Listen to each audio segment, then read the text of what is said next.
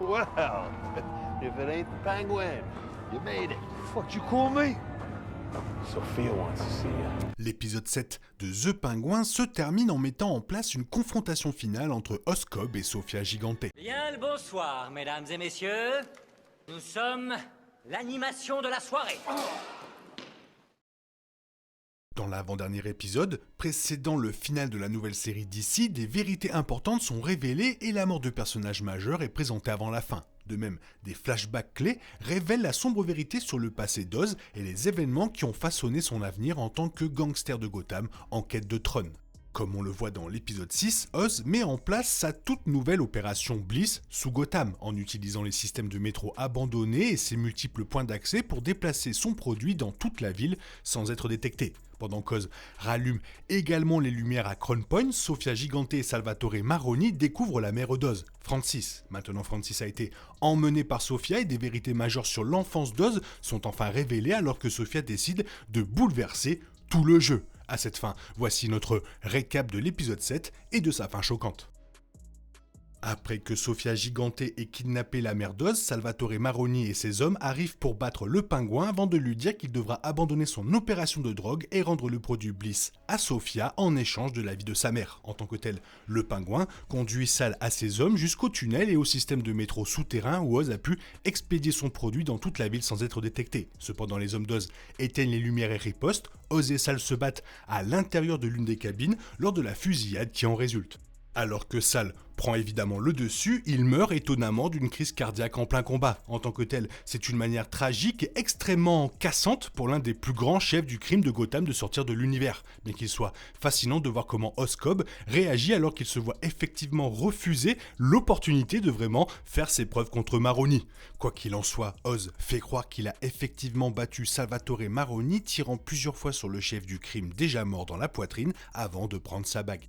Même si cela n'est peut-être pas vrai, Oz a choisi d'accepter de maintenir le récit selon lequel il était effectivement le vainqueur, malgré la vérité selon laquelle Sal est mort tout seul par un sombre coup du sort. À cette fin, cela reflète également l'obscurité de l'enfance nouvellement révélée d'Oz par rapport à tout ce qu'il a dit précédemment sur ce qui est arrivé à ses frères. Plutôt que la ville les prend, c'est bien Oz qui a tué Jack et Benny en les laissant mourir sous terre pendant une tempête. En tant que tel, il semble que le pingouin ait une fois de plus créé une fausse réalité et vérité avec la disparition de Salvatore. Après avoir parlé avec Francis Cobb et sa nièce Giaviti qui ont vu le masque dans le sac de Sofia la nuit où elle a gazé les Falcons, Sofia Gigante se rend compte qu'elle n'a rien fait de nouveau depuis qu'elle a quitté Arkham. Elle joue toujours le jeu de son père et cette révélation la paralyse presque, surtout après avoir fait écho aux propres paroles de Carmine à Gia 10 ans auparavant lorsque Sofia soupçonnait la vérité sur ce qui était arrivé à sa mère. L'ancienne Sofia Falcone a nié la sombre vérité sur ce qu'elle a fait à sa famille, presque exactement de la même manière que Carmine. À cette fin, Sofia décide de se lancer dans un nouveau jeu, bien plus brutal et axé sur la pure vengeance contre Oscob. Voulant faire souffrir le pingouin, Sofia ne se soucie plus de la drogue, d'où sa décision de faire exploser toute l'opération avec la voiture truquée. Maintenant, la fin du jeu est prête, Sofia ayant toujours la mère d'Oz captive après en avoir appris davantage sur l'enfance d'Oz grâce au Dr Rush qui a passé du temps à travailler sur Francis. Avec seulement un épisode pour cette série, Sofia Gigante reste la dernière véritable obstacle sur le chemin d'Oz avant qu'il n'atteigne le sommet de la pègre de Gotham. Cela dit, Sofia ne va pas tomber sans se battre. Elle semble également détenir toutes les cartes à la fin de l'épisode 7, après avoir fait exploser les opérations d'Oz et pris sa mère en otage.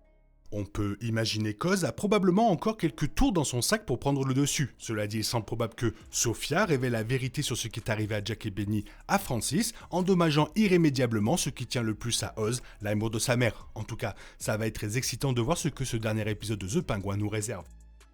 L'ouverture glaciale de l'épisode 7 est en fait un peu mitigée. En termes d'histoire, il n'y a rien à redire. L'origine tragique d'Oscob est une façon remarquablement réussie de relier toutes les bizarreries du personnage d'Oz. Mais je dois reconnaître que le travail mis sur ce moment est encore une fois un peu inégal, d'autant que cela ressemble à un jeu de cartes empilé pour comparer le jeune Ryder Allen à Colin Farrell. Le prologue est un élément de contextualisation important pour l'histoire d'Oz, ce que Ryder fait très bien, c'est vendre l'affection presque étrange que le jeune garçon porte à sa mère. La séquence qui le voit la regarder interagir avec son frère aîné le présente comme la pie de l'information qui deviendra plus tard. Mais il y a aussi une dynamique oedipienne à peine voilée.